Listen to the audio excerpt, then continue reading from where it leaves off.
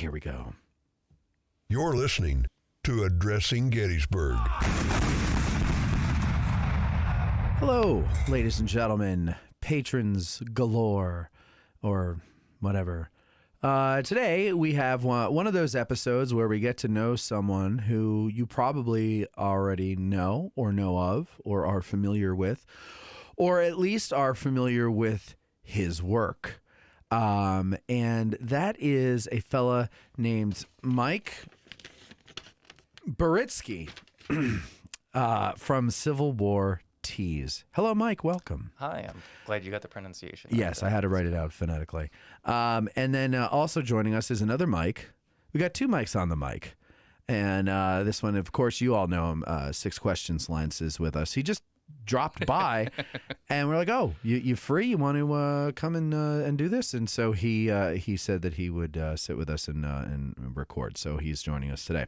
So we met accidentally on Saturday, you and I, Mike B. I'm going to call you Mike B. Mike B. And we talked a bit, and then yesterday we went out driving around the battlefield and going to different things, and I had a lot of fun doing that. This is we were saying before we started 6 Questions that it was fun yesterday because you go out alone, right, and you do your thing. Yeah. You think, today I want to go to East Cavalry Field, and then you go to East Cavalry Field and you stand there and you go. And then you go and you read the plaque you wanted to read or see whatever it is that you wanted to see. And then that's about it. And then you go, okay, I'm going to go home. But when you go out with somebody else, you kind of like feed off of each other's curiosities. Absolutely. Yes. And so we went, I had to get gas at Sheetz. So we went and got gas at Sheetz. And I said, have you ever been to 2 taverns? And he goes, no. Oh. And I said, well, let's go to 2 taverns. Don't forget that we were supposed to go to Culp's Hill. We were supposed to go to Culp's Hill. That was the plan. Oh, okay. And then I don't know, maybe I forgot or thought that that would be boring, or I don't know what it was. But I took a wrong turn at the Sheetz. Apparently, I took a wrong turn at coming out of the Sheetz. I go, yeah, well, because I kind of got the sense, and correct me if I'm wrong, Mike B. I kind of got the sense that as much as you know and as familiar as you are with the battlefield and the surrounding areas, certain things, because you don't maybe live here or you don't get a chance to come here for too many days in a row. Certain things that are kind of outlying as far as where they're located and stuff, maybe you don't have much access to or whatever. So I thought, well, 2 taverns, that's a good place to go. Yeah. And just see where it is so that you get an idea of the proximity of it all. And so we went down there, and then from there we decided, well, let's try to get to East Cavalry Field, like Custer did. We took the wrong road. He took the Low Dutch road, didn't he? He did. Yeah, and we took that other road that's down there. And then it was while we were out there, and then we hit the Hanover Road, turned left, and we were heading. And I wasn't sure where that put us out because I can't remember the name of the road. Damn it! What was the name of the road? Do you remember? It's the one that goes to Bonneville. Yeah, I think it was like 2 Taverns Road or something like that. Yeah. But it goes right out to Bonneville. Okay. And so from there we were driving along then we see the Low Dutch Road, and I go, no wait, maybe Custer came out the Low Dutch Road. I think he came out the Low Dutch Road. So we turned on the Low Dutch Road, went out on East Cavalry Field, looked at a couple things there, drove around, and as we were driving, we got to talking about hills. And Oak Hill and Benner's Hill. And from there, from East Cavalry Field, we were trying to figure out which hills in the distance we could see. And then we realized, I'm like, no, that's not what we think it is. And then we said, no, we got to go. So I said, here's what we'll do. Let's go to Oak Hill, and I'll point out Benner's and Cemetery Hill, and then we'll go to Cemetery Hill and we'll point out Benner's and Oak Hill, and then we'll go to Benner's Hill and we'll point out all the other ones, and so you could see where they are in relation and what you can see from each one. And we did, and it was very enjoyable, and I liked it. And I wouldn't have done that, although I've done it before by myself. I wouldn't have done that if Mike wasn't with me. I wouldn't have been out there because it's cold and I want to stay in the house and I hate the cold. So thank you for that, Mike.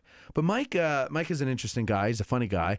To me, the thing that I am most impressed with in regards to you is that you took the guide exam when you were 15 years old. Yeah, it was about 14 days before my 15th birthday. So you were 14 years old. Yeah, December of 1997. And you got a good grade I would say, considering you were a teenager and you didn't study for it, it was kind of like a thing that your dad was just like, hey, this would be fun. Let's sign you up for this, right? Well, we were in the old visitor center, Right. And they had the little thing back there saying when the next Guide exam. they thought it was going to be in December, but this would have been a year before that, actually. I think when my dad Okay. got signed up, and my dad's like, I want to sign my son up for that. I'm like, Dad, Come on, dude. he's like, no, you do it, you have fun. I'm like, all right. So he put his name, and the guy's like, well, how old's your son? He's like, well, he's 13, be 14. He's like, well, he doesn't have a driver's license. He can't be a guide. He's like, I'll just let him take the test. He's like, Right. all right, we'll put his name down. Yeah, you weren't trying to be a guide. You just want to No, I see. just He wanted just to- wanted to see if you knew what you Yeah, knew. he knew or I what would. you knew. He was proud of me of the things I knew when we were going around the battlefield that day, of how much I sponged up and how much I learned. Right. Just from reading books. And this is, 1996, 97, the internet exists, but we're not really getting our sources from the internet at that time. Yeah, it's not really integrated into our daily life. And my dad had some Civil War books. I always used to read through those. That series of silver books. Is it the Time Life I have books? Time yes, Life. Yeah, Time Life. yeah. So for me, because when I was real young, I thought it was called the Silver War. Because So the did books I. were silver. It's like, oh, it's a Civil War. I know Yeah. that one. Yeah, I was reading about that. Well, I thought that before the books came out. I just misunderstood what people were saying. But yeah, Absolutely, because yeah. they sound exactly the same. Yeah, and then I found my cousin's son when he was a little kid. He said the same thing, and so it's a common mistake. You're Yeah, not an idiot. So I was doing that, and then I got into, this was around the time when, certain games or computer games and stuff were coming out. So I learned my yes. order of battle and things from certain games. And Sid Meier's Gettysburg. What was your go-to? Yeah. What was the one that you went to the most as far as playing? when did Sid Meier's Gettysburg come out? I It think was It's like the 97. 90s. It has to Yeah. be so it 97. might have been right around that same time. 96, That was my favorite. Yeah. I mean, that Oh, was that was just great. It was fantastic. for a good mix of being a real-time game, but Yeah. still having to use certain strategies and certain Right. things like that. I can still hear reinforcements have arrived. Yeah. Yes, sir. Yeah. Yeah, I can still hear General Meade going, General Sickles, I thought I told you not to go, or whatever the hell he says to him. And all those different scenarios. Yeah, the way they acted them out. So yeah, Sid Meier's Gettysburg. I loved that game. I played that incessantly, like to the point where I would close my eyes at night and I would see the little figures. Like it was bad. And but I actually knew the whole order of battle at that point because of that game and locations. You said yesterday, Sheepshaven Hill, and I very rarely hear people ever refer to that. And I said to you, I haven't heard that name since I played Sid Meier's Gettysburg like 30 because years that's what ago. It was listed as. Yeah. No, absolutely. And that was pretty cool there. So all right, so you what did you get on the exam? Was it 74? 74. 74. Out of like 104, I think it was. Okay, Wow. but that's not bad considering everything. No, 85 was what you needed to go to the interview stages, Right. the next level. So I'd be lucky when I take the exam if I get a 7 or a 4. So to 74, that'd be well, great. as I understand it, as well, it was a little bit different in that older style test. Yeah. Perhaps Yes. perhaps a bit easier. So that might have I helped don't me a know. bit. I don't know. But again, limited. I think that's offset by the fact of limited resources. I mean, you had to really earn or buy books, or go to the library if you wanted to study. Yeah. I didn't study, but if I wanted to, I would have had to have actually studied. So, but at that age, though, where did you get that information? Did you read books about it, or my did you dad, just my go dad to? had a not a ton, but a good amount of Civil War books. Okay, so World you War just II read those books. Yeah, I'm around the house just sponged it all up. I mean, Mm-hmm. for me, it was, I think the first time we came to Gettysburg was 91, maybe 91. And just, Okay. 2 years after that, the movie comes out, right? And I know a lot of people today, it's easy to crap on the movie, for all the small things that when we've watched it 100 times, we're like, oh, that guy's, Yeah. I see that guy's pinky The more, ring. the more you know. watch it, the more unforgiving you become. But the fact is that in glory for someone of my age yeah. provided visuals for me. It helped me understand things, and it made that big connection. So it's one thing to go to a national park and see monuments, and it's another thing when you saw that movie. When I saw that movie, Right. when I see Sam Elliott, it's like, oh, Yeah. and then I'm like, oh my God, he looks like the guy in the statue, like, but you make those visual connections, and it kind of ties you into it. So Absolutely. for me, Gettysburg was the most. That movie was so influential to my love and wanting to study. Are you an idiot like me, where Yes. you learn better when you see? Yeah, I think I'm both. Yeah. I like to see things. I'm going to say yes, because usually if I'm reading something, I even if it's not seeing something in action, I want to see a place. Right. So I'll get my map book out. Right. And I can read that maps, but I want to go out there and I have it with me and I want to stand in that spot and I want to see, okay. It makes sense. And to the point where when you and I were talking yesterday about, I said, I've never been to Gettysburg with snow on the ground in the wintertime. Right. Oh, And yes. I said, I've learned, because I was walking I've been here for 9 days now, but 5 of those days I was doing 2-3 hour walks by myself. Yeah. And when you talk about seeing things, when you can see the slopes and you can see the undulations, especially Culp's Hill was the biggest one for me, is I understood things a lot more because now I can see the ground. I can see, different areas. Call Grove Avenue, the little hill that's up there. I can see why the 2nd Massachusetts and 27th Indiana would have been very unhappy To leave leaving that spot, because that's a nice little commanding hill. Yeah. And in the summertime, you just can't appreciate that. You can't see how they would have seen it. And I know they're doing amazing work on Culp's Hill with the with the cutting down trees. clearing Yeah. and everything. But yeah. even with that, you'll just never get a better look than I've gotten in the last week, especially with the snow on the ground, because from a distance, you can see where the slope is because that white gives it away. It helps provide a contrast for you to see. Yeah, no, it's too bad that you have to deal with cold air in order to witness it that way. But that is one of the beauties of coming here in the winter. What was the other beauty that we pointed out that when I first picked you up? Remember what we were saying? It's like you have the whole place to yourself. Oh, yeah, it's great. Nobody else is here. No, it's just another couple people walking here and there. Yeah. And then when you see them, you're like really excited. When 2 dogs see each other, it's like, oh, it's a dog. That's how I felt. Like I'm walking by the white girl. I'm like, oh, hi, person. And, they're terrified. And they turn around and go the other way. Right. And I'm They like, think you have COVID. yeah, I just want to be it's like we're both walking on the battlefield today. It's right. We just have something in common. That's all. Jeez. Just wanted to say hi to you. So I didn't make any friends. I scared about 5 people. But yeah, there's something, especially with the snow out there and just the way the leaves are. It's just so serene and so quiet. Yes. That my thinking time, I got to think so much, and without cars, zooming by. And I know the tourist season is important. I love coming in the summertime because you get that wonderful Adams County heat to beat you in the submission. Yeah. Where like you open the car door and then get back in and just keep the air on. Kind of thing. Right. But no, Yes. but this has been my favorite. Like I said, I've been coming since 1990, 91 by myself. Since I could drive all the time, 4, 5, 6 times a year, and I've never enjoyed a trip like I have this one. Is that because you're just staying for 9 days, or No, I think it's because because of the time of the year that you came? the time of year I came, and the fact that I'm out there walking, which is something I've picked up over the last couple of years, is You learned how to enjoying walk. walking, not learning how to Oh. walk. Well, yes. Oh. But getting out and just walking instead of driving from point to point to point. So I, instead of driving so the first thing I did, instead of walking that Confederate Avenue loop up around Culp's Hill, I parked near the Culp farm, that entrance there, and I walked all East Confederate Avenue. I walked all the way up, around the Pardee Field, all the way up Culp's Hill, all the way down Stevens Knoll, and you appreciate what you drive by all the time. There's certain markers I didn't know existed. Right. And I know they exist because I had that. I don't know who wrote it. It was like published in 1918, around then. It was a monument book. It was horizontal monument book. Oh yeah, I've seen that. And I don't remember who made it, but I don't either. it has every marker, every picture of everything. And you flip through, and I used to see that. But now that I've gotten out, there's certain little markers like that advanced marker, and I can't remember the regiment, the New York Regiment on Culp's Hill, where they had their skirmishers out. It's one of the 120-something. Was it New Yorks. 129th? Is that what we said? But I think when I said that, I think I was confusing with the 29th PA. Could be. It's definitely a New York regiment, and it's out in front of the breastworks. It's right before this. That Is it the 102nd or 78th?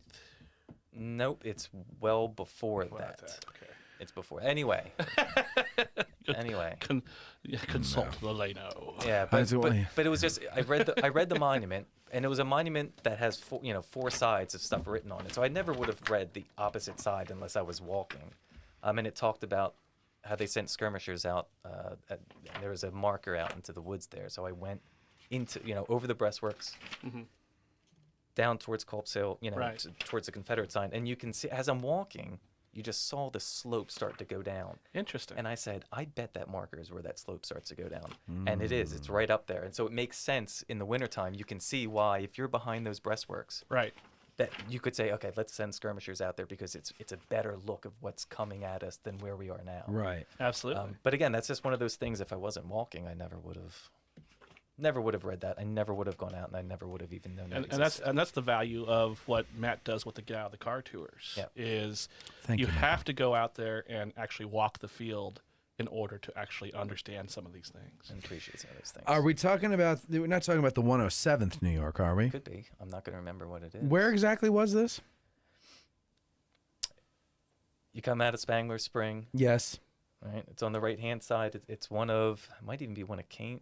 Is it? It Is went it? Is it King's like Road. immediately when you come out? Like you start going up the hill there? It's before that. It's before that little big dip down there. You know where the road goes down and around. The one that goes into Party Field. Yeah. Now it's the main road, not the Party Right. Field road. So you're saying you go right on the main road, Yep. up the hill, Yep, go and up is the it hill. right there? No, it's just a little. It's about between. You know when the road goes down and it swerves all the way around. It's right there on the right-hand side. 123rd. It could be. That sounds exactly. They what it probably right is. next to the 111th PA That and might the be it. 20th Connecticut, in between them. That might be it. I apologize for this long diatribe of having no answer. Well, that's okay. We had to No, figure you- it out. We'll get back to you on that. Yeah, The we're short- gonna circle back. the short- We'll find out in the comments section. Yeah. The short Oh, part I'm of that is sure. get out and walk. That was it. Well, that's the idea. Yes, another reason for you to get out and walk. So, I mean, get out of the car. On this show, we say get out of the car. Okay, so genius at 15 years old. Later on in life, you start doing T-shirts. I know we're skipping a lot of years, but we don't have all the time in the world. How did you get into the whole T-shirt game? Because people know you. I know. I'm very confident that at least 9 out of 10 listeners know Civil War tees. I'm telling If you, you say so, that's wonderful. Mike knows. Mike knows. It would be about 10 years ago now because it was Hurricane Sandy, which probably affected people you know. I was in New Jersey when it happened, and I lived in a basement and froze to death with, I would have 2 dogs in my bed with me to keep warm. And that's where I learned the meaning of the term 3-dog night, because I was almost warm, but I needed that 3rd dog on the other side, and I didn't have one. But yeah, that was tough. Yeah. So after that happened, I happened to be working with a few friends that had a Philadelphia sports shirt company. They asked me to come in and just kind of help them out with stuff. And I was developing this new market for them, these creative sports shirts, putting my creativity to use, for the first time, because I'm a creative guy and I can Right. think of fun things. And I went on Craigslist and I was looking for people up in that area that might want to help me develop some shirts. And one of the people that replied is this guy, Brian. So then him and I started to work together. At first, we had some really terrible looking shirts, like horrific, like, oh, well, this stinks. This isn't going to work. This isn't going to work. And then we finally made one that was a home run. Well, Brian was looking. Which shirt was that? It was just a New York company. It was New York shirts. It was a Oh, it wasn't a Civil War shirt. no, it was sports Okay. shirt stuff. Gotcha. Giants stuff. Giant stuff. They got all the good merchandise. They just can't actually win enough to make it worth buying the merchandise. So he was looking for that kind of work because they had lost a lot of property and money in Hurricane Sandy. So that's how we kind of found each other, was working that way. Years later, him and I go off and we start our own company called Broad Street Legends in my area, Philadelphia sports stuff. And we've been doing that for, like I said, that's about 7 years or 8 years now. We've had Broad Street Legends. That was successful. We making creative sports shirts. We had a nice market. We had fun doing it. And then one day I said, "Hey, Brian, I have an idea." That's funny. Did you say it that way? Yeah, I said, "Hey, Brian." That like he knows it's like, are you breaking up with me? Kind of thing. It's like, "Hey, Brian." Now what's funny is we've been working together for years at this point. Yet we never met in person. Ah, yes, one of those. So everything we did was It's a modern relationship. yeah, because he went out to Cincinnati, where he's from, moved the whole family out there. So we developed this whole Philadelphia sports brand through things like Trello, phone calls, things like that. And it takes a long time for someone like him, who's an artist, graphic designer, to be able to get the ideas that are in my head that I'm telling him into art. And that takes years and years of practice. So we're in our prime, and I said, "Hey, Brian, why don't we make, now get this, Civil War shirts?" And he's like, "No, I'm not going to make Civil War shirts." He's like, "No." I'm like, "No, listen, I think it'll work. I think it'll work because of all the things that don't work for the sports shirts company. So the sports shirt stuff, you can't use trademark things. Right. You can't use names. You have to be really creative. Can't use somebody's image. Yeah, can't use image. When the teams are bad, you're not selling anything. Everything is impulsive." And I said, "Look, this is what I've done my whole life. These are my people. This is my environment. And I think if we use that same level of creativity and created things that would never go out of style, right? We can use all the images we want, all the names we want, and it's not going to sell dependent on if a team's winning or losing." I said, "I think it'll have staying power if we make something creative." Because when we go into town to Gettysburg, not to knock most of the shirts, but a lot of this stuff is very, Battle of Gettysburg with a cannon on it. It's like, well, that's cool. Some guy. It's old. It's outdated. It's been rehashed for 40 years. Yeah. And it's meant to capture that one-time visitor who's just passing on. Yeah, through. it's like a memento. I was here kind of thing. Yep. And I said, well, let's make something that starts a conversation, right? Let's make something that's so creative that you know what it is. You can appreciate it if you're a history nerd, but it also blends into a modern setting where you could go to the bar wearing a shirt and someone goes, "What's that?" Yeah. Boom. Which is what I love about them is that because that's what I try to do with this is like I try to have modern sensibilities while talking about the past. And that includes the humor, that includes the perspective, even though I always try to keep it as like, well, they didn't think that way in 1863 at the end of the day. But it's so fun to just kind of dip your toes in that every once in a while. But that's what I love about your shirts. I don't remember the first shirt that I saw. I think it was, don't you have one with do you have one with Sherman and he's wearing a birthday hat and holding balloons or something? Yeah, no, it's better than that. Oh. It's Buford and Reynolds, and it says, "Let's go That's surprise Harry Heath." Yeah, that's right. And I don't remember if that was the first one I saw of yours, but that was the first one that really made me like, lift the corner of my mouth and go. yeah. Well, I'll give credit to my friend. Yeah, there it is. That was an idea. Most of the ideas that we have. How much are your shirts? Oh, 24. Okay. I thought it said 44. A reasonable amount for you. 44. For me, yeah. Thank you. My friend I'm Jeff. honored. My friend Jeff had that idea. Now, Jeff comes up with a lot of ideas, right? Right. He has all these ideas, and most of them I'm like, it's okay. It's okay, because we only try and make bangers, right? You only want the good stuff. You don't want to fill up the website with other things. And he had this idea, and I was like, okay, I guess it's kind of funny. And it was like a year or something later, and I thought, that's actually really funny. I said, "Jeff, we're going to try and make this into a shirt." So that was his idea. Talk about a joke grenade. That's a long. It's a long pause. Yeah. That's a cook off. This is my apology to Jeff. Okay. Mea Then culpa. let me give you the floor. Yeah. But no, it's funny. It's creative. If you've seen the movie Gettysburg, you'll find it funny. But even if not, it's just. I mean, he's sitting there It's with goofy, a little party it's hat. funny, yeah. And also, let's say you're somebody who doesn't really understand that joke, but you see the shirt and you know enough to know that they're Civil War guys, but you don't know who they are, and you see them that way. You're not used to seeing that, and that's kind of the charm of the whole thing. Is that you're seeing. These people that we always see as these like heroic, stoic, statues. Now they look at they're kind of goofy and they're wearing party hats and they want to go surprise Harry Heath. And it's funny. It's a clever play on what that means. And and then the other ones too that I see I really like. I love the Lucky Charms one, and it's great that you found someone who can translate your ideas onto an actual graphic design, and that's like with Ty DeWitt that we work with for our stuff. He's very talented with that, and I don't have to. It doesn't take much.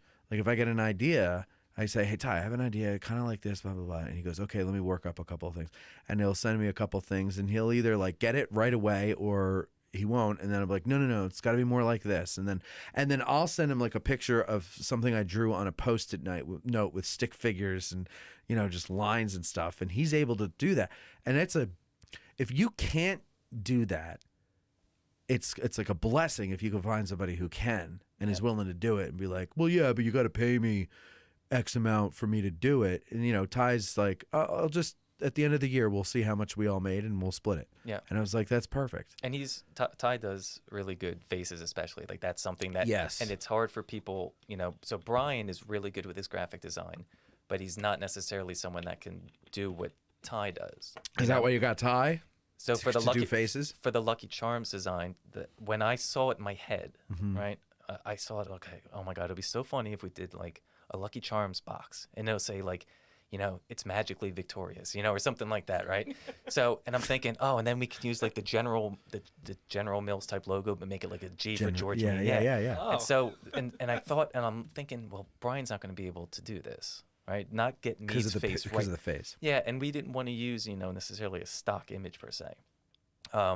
Because I wanted it to I knew how I wanted it to look. Right. And I followed Ty's stuff for a while, and I've seen some of the work he did, and I thought, man, it would just be perfect. Like, to put this together, and he's just the perfect guy. So all three of us put our talents together to make that shirt.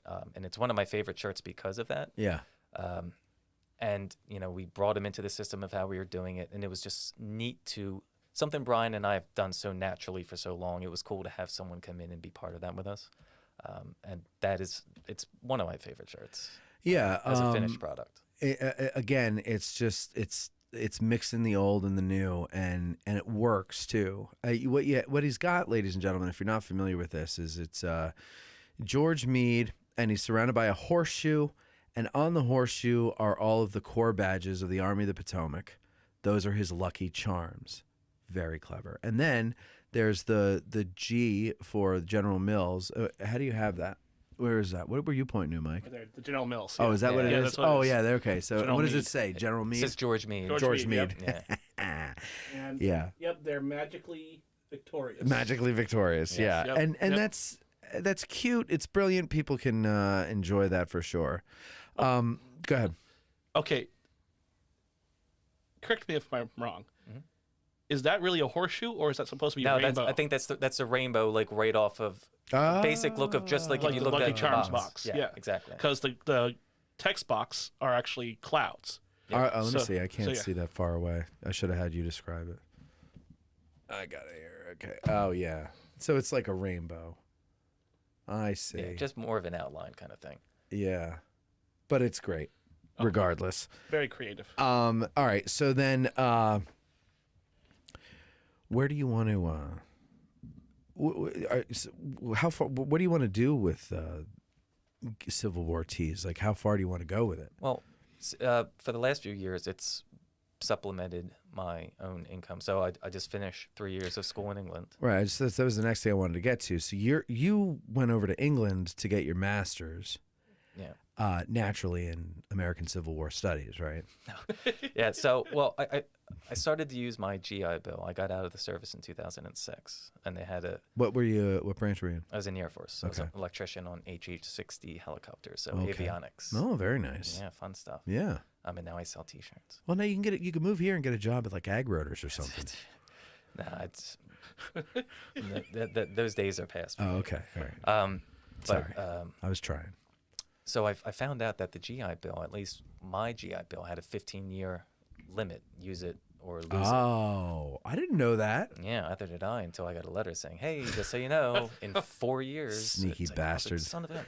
So They get you in with all these promises. it happened to coincide with a few things. I had an injury and I was out of work for a while, and I decided, you know what, I'm just gonna. I had been working in retail management for 10 years at that point. I had some money at some points. Some points I didn't enjoy it. It wasn't something for me. It wasn't what I wanted to do for the rest of my life. So I said, I'm just going to blow it all up and I'm going to go to school. And I started going to community college in Gloucester County for a year. And it happened to coincide with me saying, you know what, I'm going to go to England because I've always wanted to go. Loved English history, sport, culture. So I went to England, when we had like a 2-week off, like a teacher in service Yeah, kind of thing. yeah. So we didn't have any classes, and I just went, and I just fell absolutely in love with the place. And that's when I said, you know what? I'm going to do my degrees here. So I actually finished my bachelor's, my last 2 years, my bachelor's I did in October, just late October. Oh, so recently. Yep. So all this time you've been over there. Mhm. I did not know that. Yeah, well, I came home for the summers, except this past summer, because the master's study was a whole, basically 13 months straight through kind of thing. Right. So I finished my dissertation, submitted it, and then I came back here. How hard is it? Because you're, what, 39, you said? Mhm. How hard is it to go back to school Yeah. in your late 30s? Undergrad was definitely different. Yeah. Undergrad living in another country was doubly different. The master's wasn't so bad because most of the people were older, Right. mid-20s. There's a handful that were my age as well. But it's funny because I went to school 2001 and went to York College of Pennsylvania, where I failed out of school. Congratulations. And thank you. And well, hey, now all those years later, I'm a master of something that I had never even studied Yeah. or thought I would fall in Do love you with. think if So, you hadn't failed out, you would have gone on to do that? no, I think the reason I really wanted to go back to school was I wanted to get my bachelor's and close that door of disappointment. Because So yeah, so it was something that you left undone, yeah, and maybe did you find that maybe, because I often think that if I went back to school today, I would probably ace all my classes because I'm older and wiser, and I would probably appreciate the education more that I didn't back then. Because it was just something I was forced to do my whole life. It's, you got to get good grades so you can go to college. You got to get good grades so you can go to college. And I'm like, why the fuck do I want to go to college? Forget part of my French. Yeah. But I had no designs. Like I never wanted to do this specifically, but I always wanted to do something like this where I was making my money off of my talents. Because here's the thing, and I don't think that people that are not creative types don't understand this. But when you are moved or inspired to create, all else can go F itself. A job, school, and sometimes, like, I mean, honestly, if I'm being honest, like other people, like I don't care that your leg it just broke and you're bleeding, and I'm creating something right now. Here's my phone, call an ambulance. Like that, right? Like that's so. When you live, and I think this is partly why I was depressed from age like 20 to 39. When you live your life and you got to eat, you got to make money, and so you just get some rinky-dink job, or maybe it's not a rinky-dink job, but it's a job that you wouldn't have chosen if you didn't have to make a living, and you're miserable because that thing that actually is you, that moves you, that is purely truly you, is being denied. And I think that's why I personally was depressed, because the minute I started admitting to myself that it's okay to be me, as I was packaged, before bursting through the birth canal, I was a C-section, so it doesn't really make it, but you know what I'm saying. I don't know. I think it's just very important that people, if they're creative, that they have to be doing something creative. So like college to me was never, that was for my parents and my grandparents and that generation, the boomers, like for as much as they destroyed this country, no offense boomers, but you kind of did. The one thing that they really did well was getting degreed. Like they loved that they can go to college. And I think they were the first generation where so many of them could go to college. And so, of course, they're going to, overdo it and everything like that. But the world is not built that way anymore. The whole college thing is, to me, it's like a dinosaur in its death throes. The world, there's so many millionaires who haven't even graduated high school yet because they make stupid videos on YouTube. Like, you don't need it anymore unless you want to do specific things. Or unless, like in your case, you feel like, personally, I need to do this for me to feel good about me, right? And it was something I did, when I failed out. It was a weird year, 9/11, the second week of class. And I think in my head I used that as an excuse. I did. You Dude, know, like same year, same thing.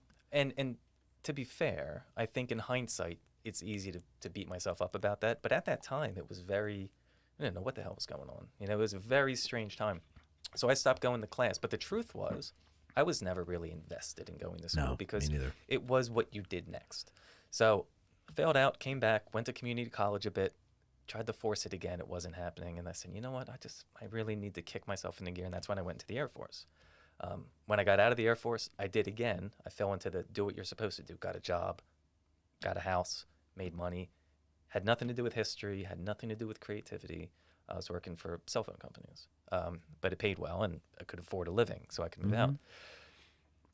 So it just took all those years. And then around 2014 or 15, I had a traumatic brain injury. I just passed out. And I think you and I were talking about that the other day.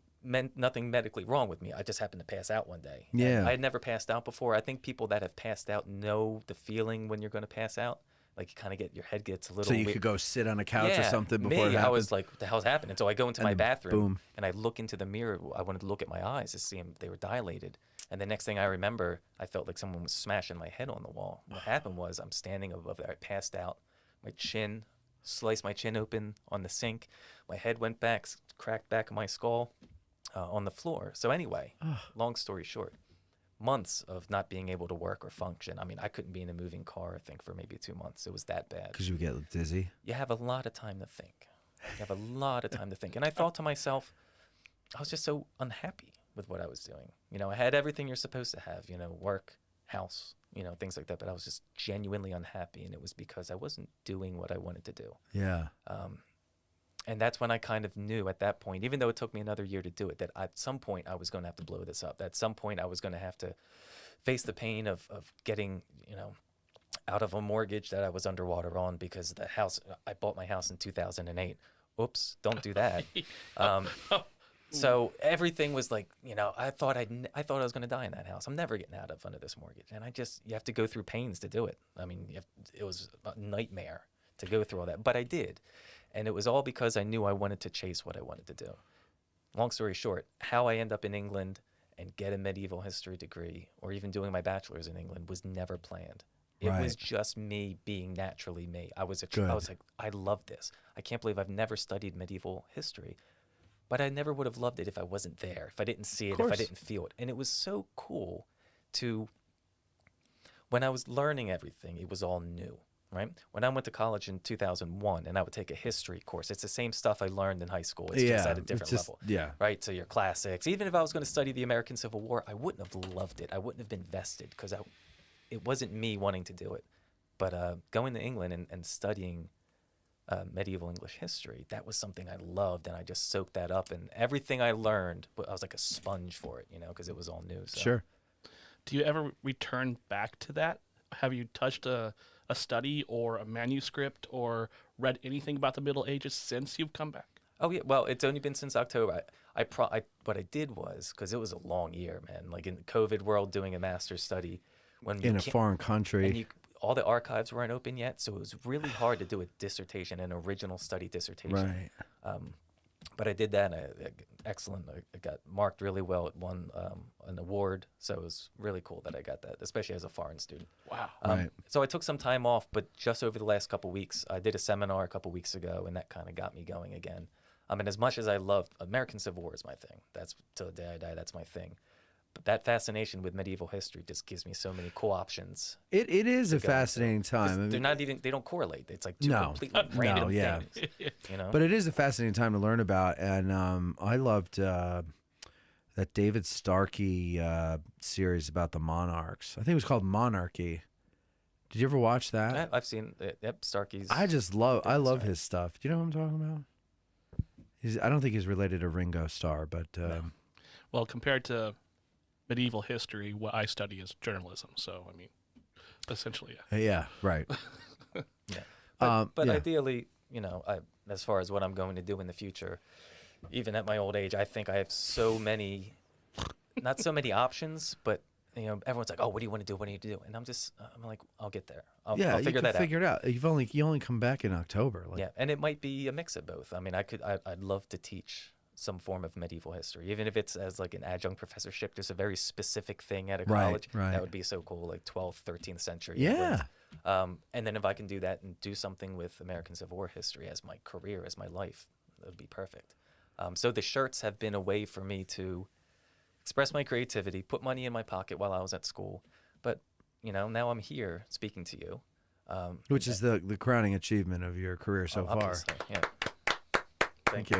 Big crowd here today to see this. So just waving to him, acknowledgement. So, but yeah. you just never know where those connections are going to take you to. So Absolutely, and that's the excitement of getting out of your comfort zone.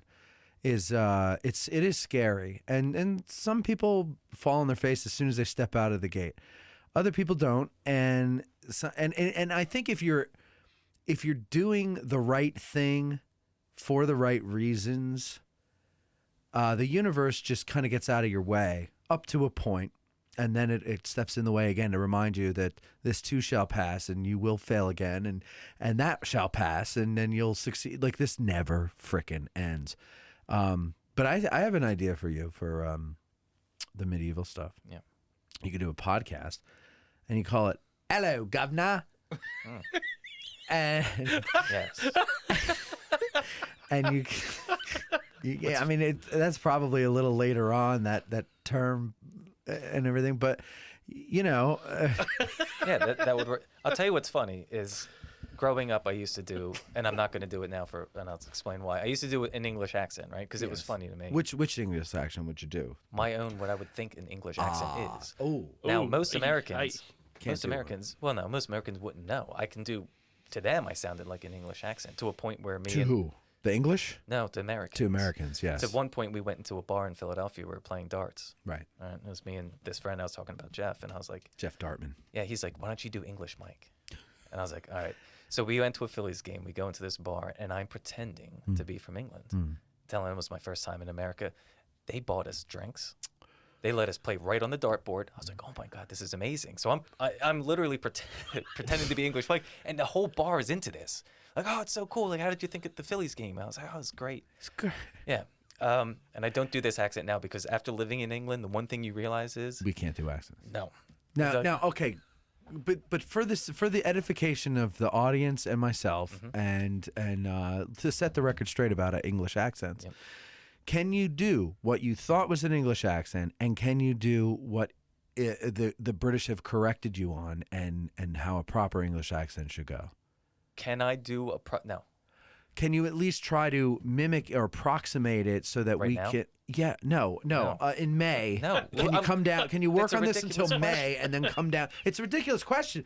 We Americans need to know how to do a British accent. Which accent are you talking about? Exactly. That's the thing. Where yeah. it's like Manchester. I lived in Kent and I lived in Lincolnshire. okay, And they're Lincolnshire. different accents. The thing is, You're not going to do this, are my you? friends would kill me if I tried to. My English friends, because they'd be They're like, not going to hear this. Yes, they will. No, 'cause no, someday no. when I this have goes- it blocked in England. No, they're going to come after you for the hello governor thing. Hello, governor. Yeah, I'm going to give them. They don't like that. No. They don't talk that way. No, they don't. When you got off the plane, the taxi driver didn't go, "Hello, governor. That's Where what he to?" did. He did, and actually the Queen was there, and she was waving to me. I was like, oh, thank Hello you. and welcome, Michael. Yes. Yes. That's actually And that's how she exactly, talks. Exactly what happened. Name a class and I'll give you their accent.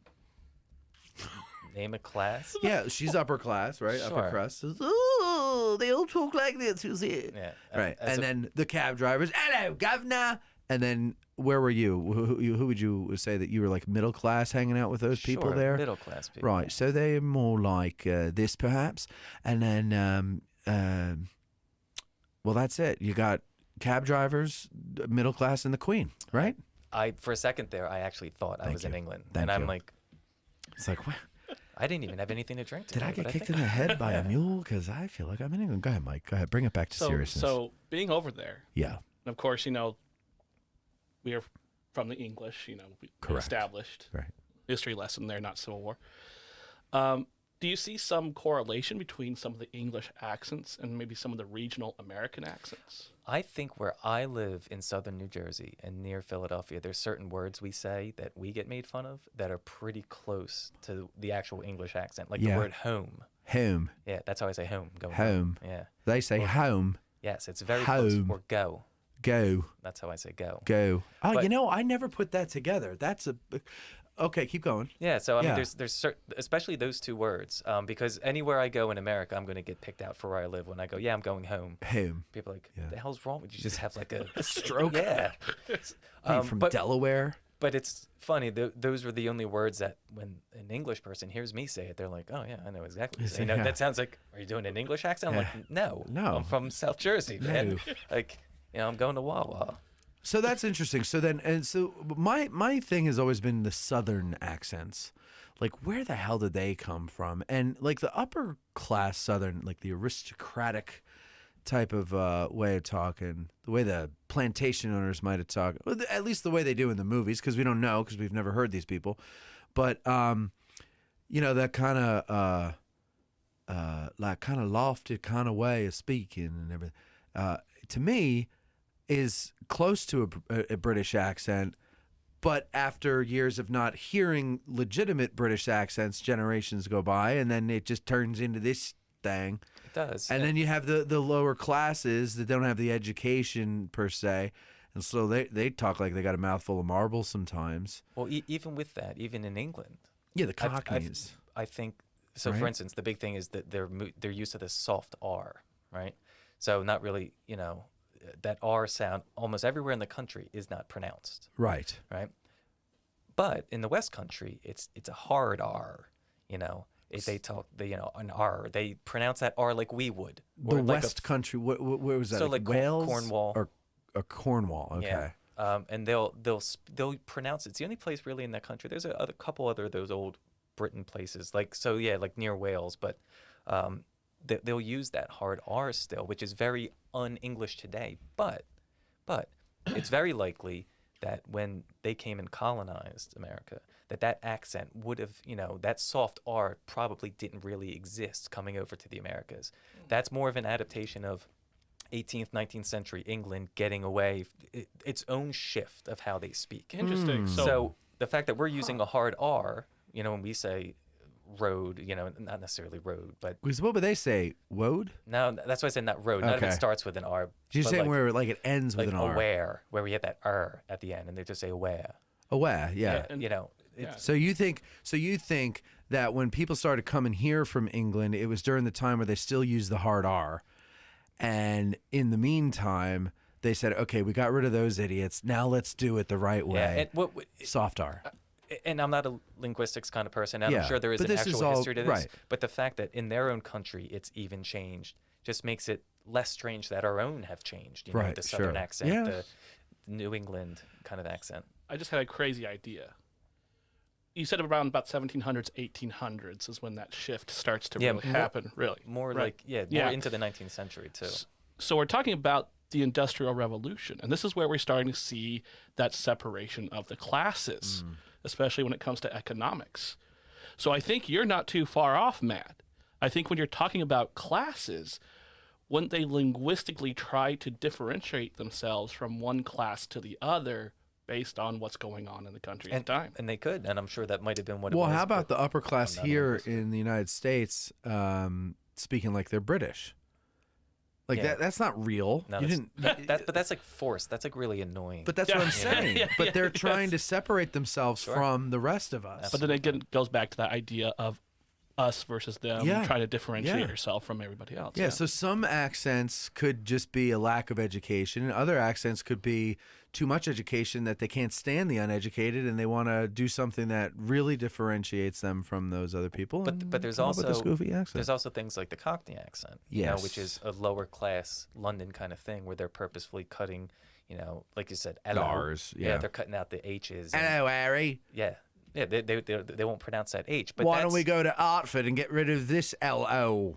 But that's a badge of honor of being that kind of working class London kind of person. So they're not separating themselves on the top end. Right. They're purposefully letting people know where they're from and just kind of taking that in as their own badge of honor. I think that super rich class that thinks they're better than everybody doesn't understand that there are people on the very bottom of the ladder who would rather die than be in that class of people. Like, Absolutely. not everybody wants to. Everybody thinks they want to have a lot of money and be rich, and I'm sure everybody does. But nobody wants to be in that class. There's only a certain type of asshole that wants to be rich and hang out with the rich. Like, it's different. So yeah, I could believe that people would be proud to be a cab driver and keep that Cockney accent and everything. And I don't mean to keep picking on cab drivers. I'm just using that to, juxtapose to the Queen, because if you're not the Queen, what are you? A cab driver, right? That's Or all there everybody is. else. I mean, let's be real. Yeah. No, that's cool though. I'm kind of fascinated with England and in a very casual way, their history. It's enough to just be into the Gettysburg stuff. I'm like, I can't. But every once in a while, I need a palate cleanser, and I will look up, a documentary or something about one of the kings or queens, and just it's a very fascinating country, and they're our cousins, so we are related to them in some way, and without them, we wouldn't be here. So we have to tip the hat, if you will. All right, so let's see. What else? So, yeah, all right, so let's get back to Civil War teas a little bit here. People have seen the designs everywhere. What if someone would you entertain if someone sent you guys an email and said, hey, I got an idea for a design. Would you do it? If it was good, if you thought it was good, Yeah, and absolutely. Brian, There's- yeah, Brian. Brian could do it, right? Okay. Like that Harry Heath one was an Yes. idea.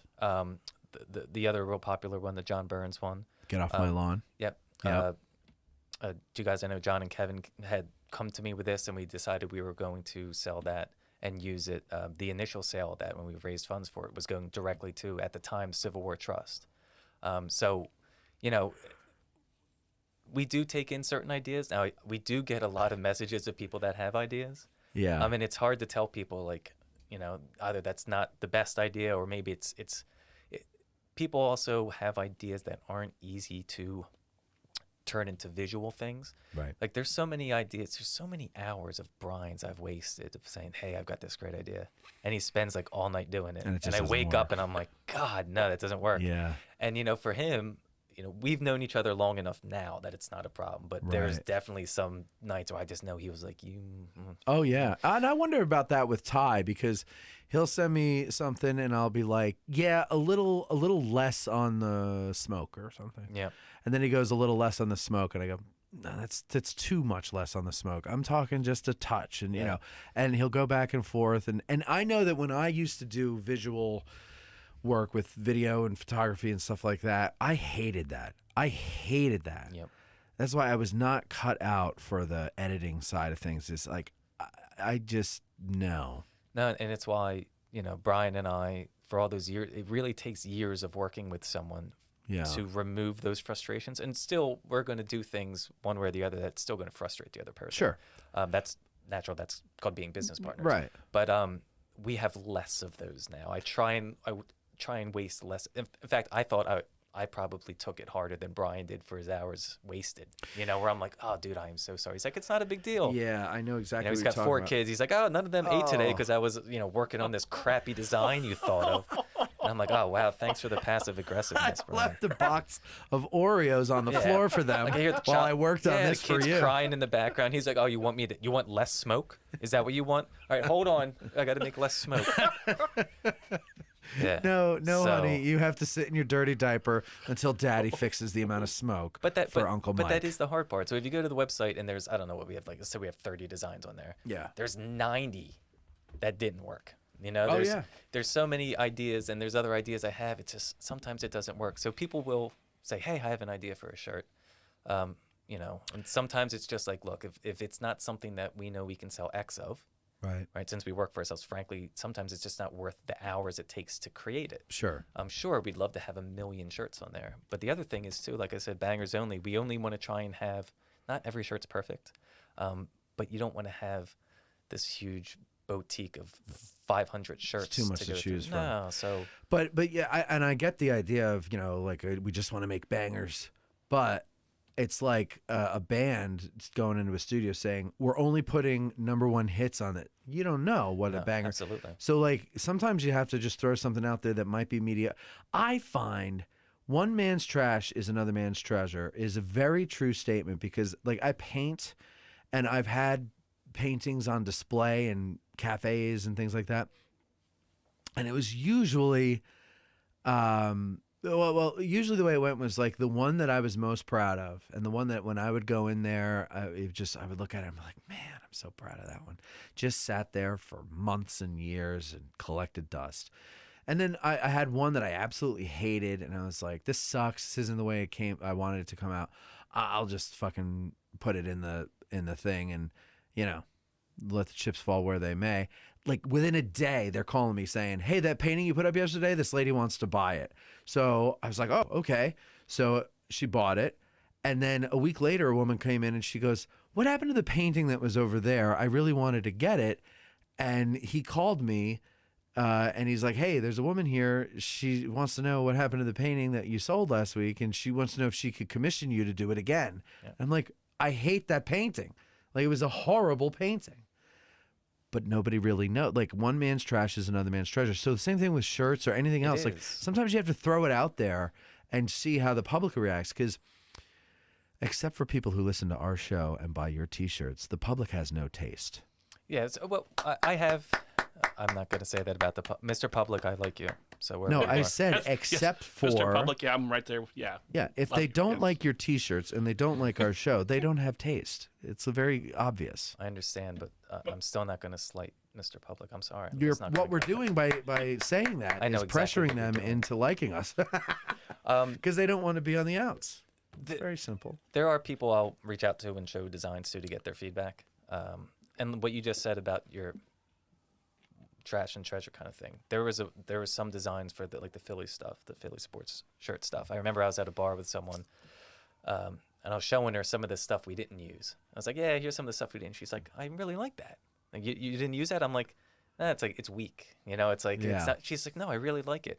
We put it up, and then we had like 20 something sales like that week of that shirt. And what you have to do is, I try and make shirts I think that I would wear. Right? That's where it starts. Right. But then sometimes you also have to be kind of humble in the thought that some things you really like other people aren't going to like, and some things that you make that you're like being a perfectionist, kind of like, oh, this isn't it. Some people love that stuff. Absolutely. So it's really about getting feelers out and things like that. And what's neat about the way Civil War Tees is set up is we make much less per shirt than you would if you were screening and you had a store. Sure, everything I do is custom print to order, right? Right. Which is why every shirt's available in every size and different indigo, navy, whatever you want.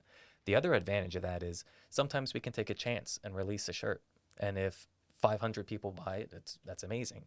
If 3 people buy it, we didn't really spend anything but our time to find that out. That's the beauty, because so you're using a third-party site to process the orders? Not a site. I have a printing partner that I've worked with for years. Okay.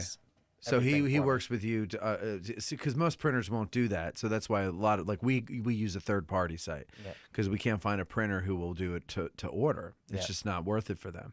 So and also I don't want to deal with shipping. It's just I wear 75 hats already. I can't a 76 one. It's someone that we had worked with in the Philly stuff for years. So okay. It was a so you already transition. you already had that relationship. Because without that relationship and the way this is set up, this probably wouldn't happen because I didn't have the capital to take a chance of printing 300 something shirts hoping people will buy it. And that's how we started with the Philly sports stuff. And not only is it a risk of having, you're sitting on 3 smalls because no one wants a small of that, but it's the time it takes to pack and ship. And yeah, it's too much. And then, and really, if you think about all the effort it's worth, you should be charging more and nobody would buy it at that point. So it's just like, yeah, I remember when we started Gettysburg, we bought 2 boxes of T-shirts. One were navy blue, one were gray, and they had our logo on them. And we were left with a bunch of smalls, and so I ended up using them as rags.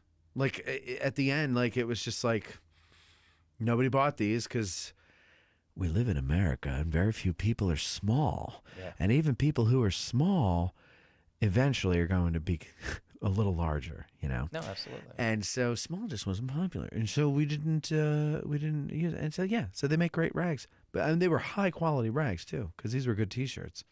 But it's so much easier now to just use these third party things.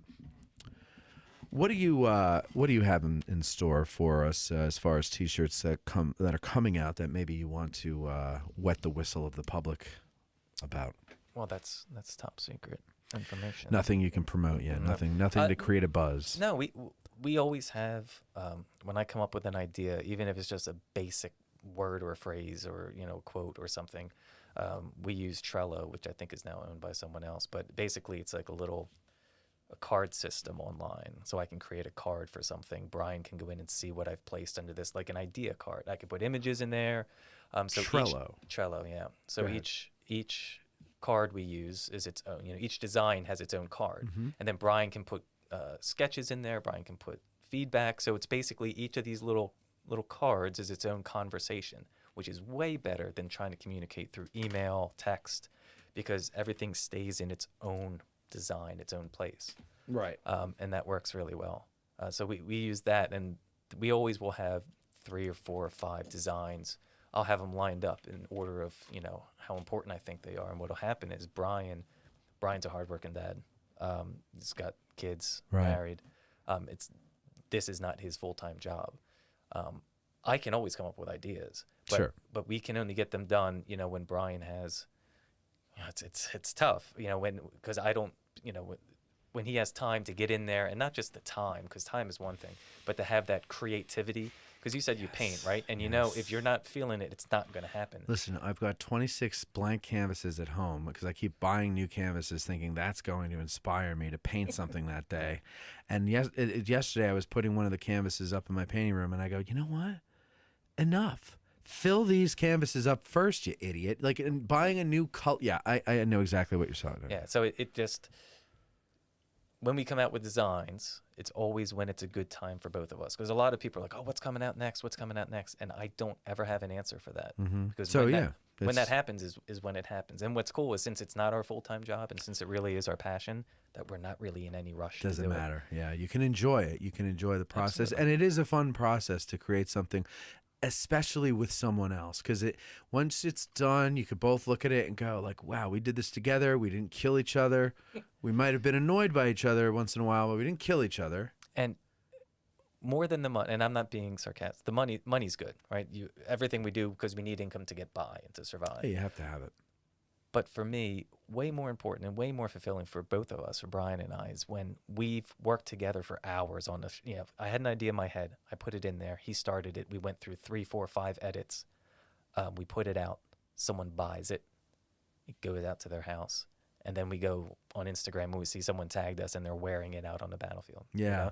It's so unique to me that something you made, not something that you, like your big company sells, right? But something that you made, an idea, an image that was just in your head. Someone said, yes, I'm going to give you money for that. Yes, this is awesome. And they're wearing it somewhere that's meaningful to them.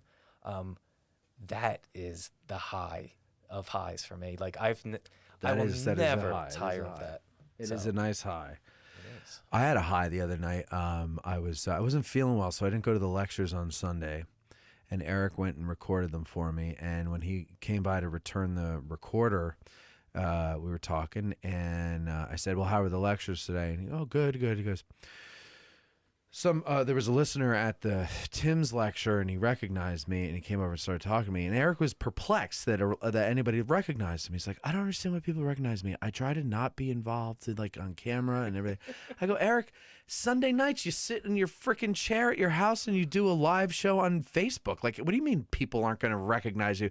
You're doing all the wrong things if you don't want to be recognized, But that was the high to me, was that someone else was recognized because they listened to something I created. Yeah.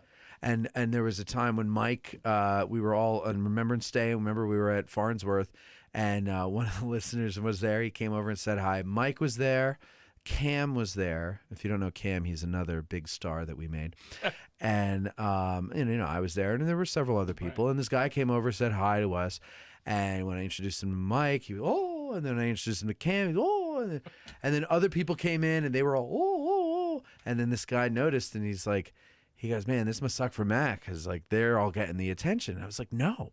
Yeah. They're getting the attention because I put them out there and people agreed with me that they're worth, knowing.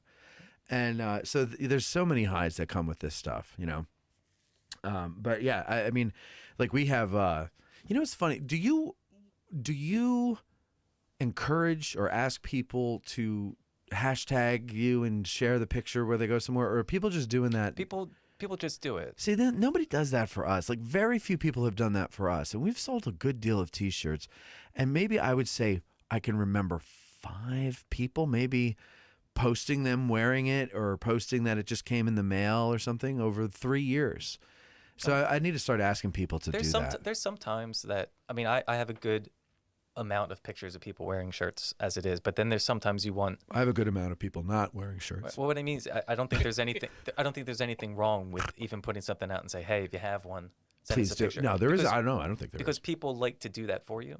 Yes. And especially now that you've told them you'd like Now that. they'll do it. Yeah, now they're going to do it Especially when they buy out their of guilt. Yeah. Because you just pitied them into doing it. Especially when they buy their Tim Smith Cool T-shirt at addressinggettysburg.com/shop. But yeah, now do you have a Tim Smith shirt? You should make a Tim Smith shirt. I don't. I only have Tim Smith holding a shirt. Yeah, I know. I saw that. Mike showed me that picture. Yeah, it was really when we came out with the to get off my lawn. With the Burns one. I emailed him and I was like, hey, got this cool shirt. I'd love to give you one for free. And he's like, cool. He's like, I'll give you a couple. No way. He said cool. Yeah. I know that might come. There might even be some sticker or something or a shirt with that on there. There is. So we were raising that money for the Civil War Trust at that time with the pre-orders. And he was kind enough to give me 2 signed books. Oh, that's nice. So we picked 2 random people that pre-ordered that shirt. And again, we donated all that money to the Civil War Trust, now American Battlefield Trust, which is another thing my shirts do. We make even less money than less money because we donate a couple dollars from every single shirt to the American because the Trust. markup on these things, for me at least, I mean, it might be cheaper since you know the printer, but like for me doing the third party thing, the markup can't be too high for me to make a profit because otherwise no one would buy it. It would be too expensive. No, and so like you really only get like per shirt you're getting like a few bucks. What happens is online, it's very, very few and far between. We have someone that says something about the price. We have a lot of people because I'll tell you right now, I think we charge like $25 a shirt to get one shirt shipped to most places, states where you pay tax. People give us $32 for a shirt. It's a lot of money because if you go into town, you can get a shirt $15 for $12. What in 1989? No, but I mean, just like there's no shirt place in town. Just like a single thing that says Gettysburg on it. Yeah, like some. That's not $15. Oh yeah. What are you talking about? Listen, I haven't looked around. It's about as expensive as $30. Yeah, They're then not I need cheap. to start charging more money. That's what I'm trying to tell you. But it's custom. It's custom printed. The ink job is really good. We use a really nice shirt. Oh no, the shirt you sent me one of the get off my lawn shirts, and it is nice. I wouldn't say surprised. I was pleased with the quality of it. It was a nice shirt. The graphic on it, it looked like a quality shirt. And even since then, now we're making less money because we're using even more expensive ones. But again, it's not even so much about trying to make X amount per shirt for us. I think it's a fair number to ask for someone. And if people are buying it, then it tells me then it's right. It's in a good spot, and we're still making a couple bucks. I'm but telling you, we like that we get to donate some of that money too because I don't know the exact number, but somewhere around. Oh, thank you. It's a little. I gave him the Tim Smith cool sticker. Are you gonna bill me for this? Yeah. Or? Oh, cool. I'll send it to you. Awesome. Cool. You can just buy me dinner. But anyway, yeah. So again, not so much about money as we ask money for the shirts because they're not free, but it gives me an opportunity like this, right? Yeah. And it wasn't even planned because when I'm talking about the shirts for me is a great way to try and entrench myself in the Civil War world. Yes. I know Ken Rich. Happy belated birthday, Ken. That's how we met at Ken's and that's birthday. how we both invited. We were the only ones there. No, there was the 2 other people, and then there was Ken and Pat. And they were just doing a little get together for Ken's 70th. Yeah, you walked in and I was like, I know him. I was like, oh. See, I told you I thought you were someone else, and I was ready to yell at you. I'm wondering. Because I'm like, I usually shake someone's hand, and you slapped me across the face, and I'm Yeah. like, all right, Yeah, well, and hi. And then Ken's like, no, it's not him. It's not him. And I go, oh, sorry, I'm Matt. Yeah. Unique way to meet someone, but it's memorable. Yeah. And I looked at him and I said, hello, governor. And then shook his hand. Yeah. No, after this That is was after the slap. This is Oh, after okay. the slap. Because he said, "How dare you?" And then I'm like, Yes. How- I challenge you to a duel. "Yeah." But no, it's just you just never know who you're going to meet, and get out and do things. And my shirts have always given me that chance to get entrenched in what I love, and that is the American Civil War. And to be honest, it's specifically the Battle of Gettysburg. Right. And And it's the Battle of Gettysburg is the big dog, It is the most interesting one. I've told you this before, and I know you don't believe me, but I tell you that most of my audience, I'm sure, knows of your work and likes your work, and is probably a good chunk of them has bought some of your work. So I appreciate you doing that, ladies and gentlemen, because when you do, it says to people like Mike, oh, maybe I should go on the show more often because these people are supportive, and that's the whole idea. 6 questions. So where can we find your products?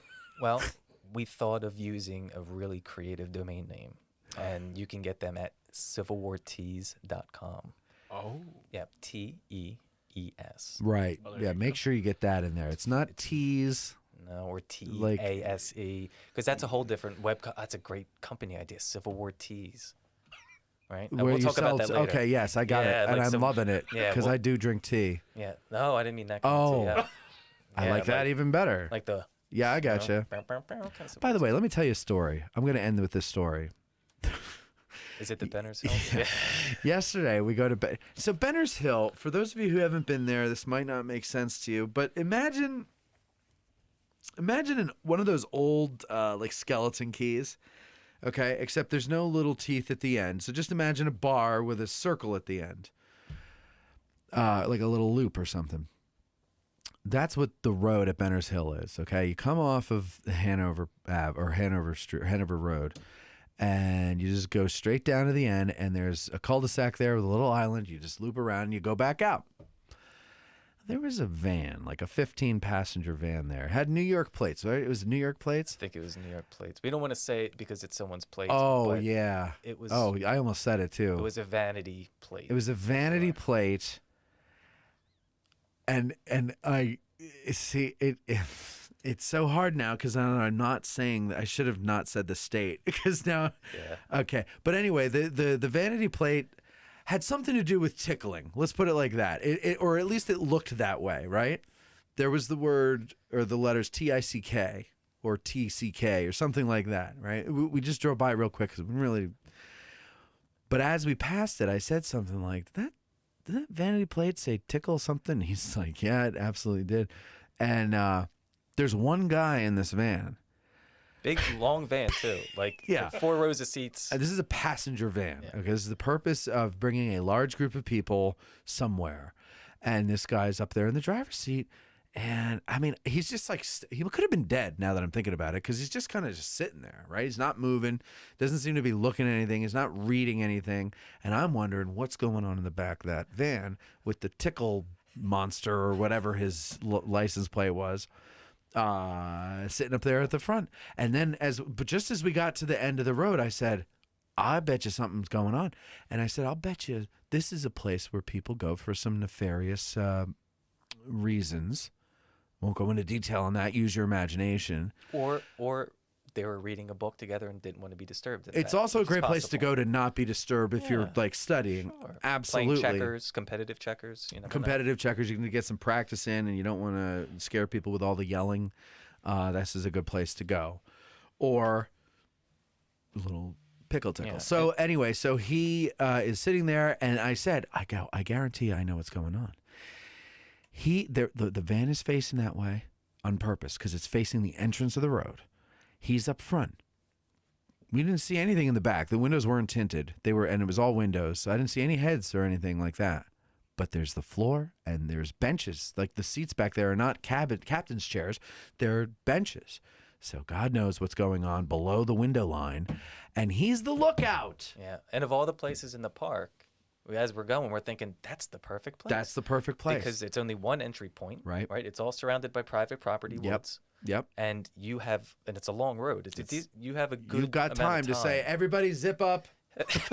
or put the checkers away. Yeah, or put the checkers away. Yeah, if it's not a sanctioned match. Right. You don't want to get in trouble. You know?